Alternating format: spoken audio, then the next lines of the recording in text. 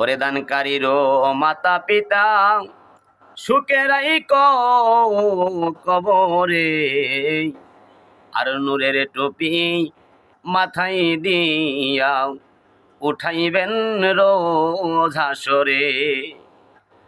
এই যে কিছু এজিদপন্থী মুসলিম যারা এই যে সব মিথ্যা বানোয়াটি হাদিস বানোয়াটি দলিল দিয়ে যারা মানুষের মনের বিভ্রান্তি করে।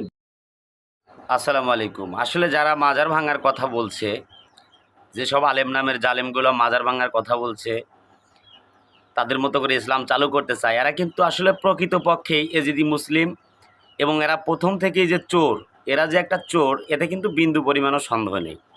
কারণ দেখুন, প্রথম এরা যখন মাদ্রাসায় পড়ছে তখন কিন্তু প্রথমে এদেরকে ভিক্ষা করাইছে, দেশে দেশে বাড়ি বাড়ি চাউল তোলাইছে, মাদ্রাসার নামে আল্লাহর নামে দান করার বিভিন্ন কথা বলে বলে এরা কিন্তু ভিক্ষা করছে। আর কি করছে?